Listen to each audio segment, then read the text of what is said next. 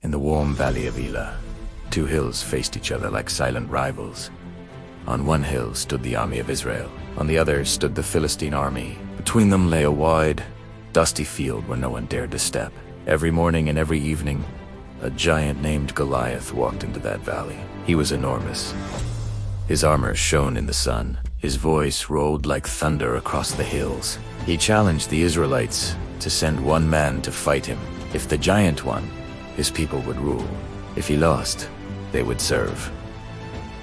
The soldiers of Israel were strong. They had swords, shields, and years of training. But when they saw the giants, fear filled their hearts.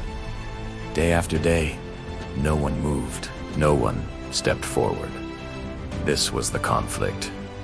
Fear stood between the people and their victory. Not far away, in the quiet hills of Bethlehem, a young shepherd named David cared for his father's sheep. He was not a soldier. He was the youngest in his family. His days were spent guiding sheep to green grass, protecting them from wild animals, and playing songs on his harp under the open sky. David had learned something important in those lonely fields. He had learned to trust God.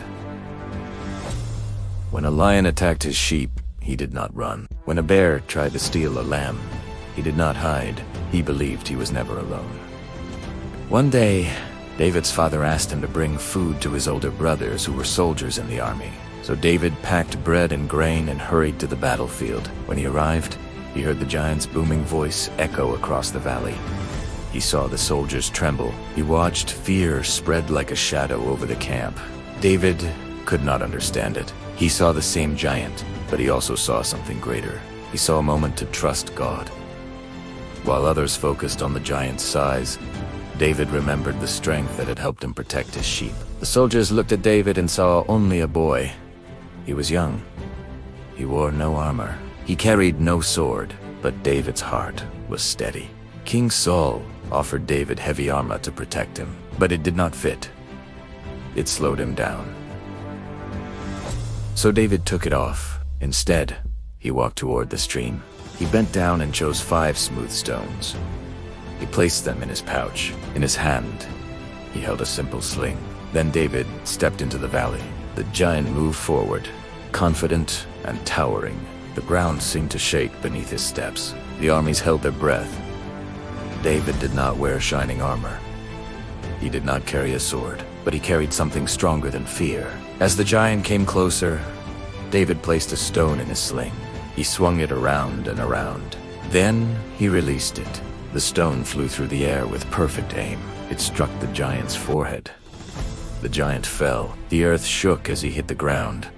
Silence filled the valley. Then, slowly, the fear that had frozen the army began to melt away. The giant was defeated. The boy who trusted God stood victorious.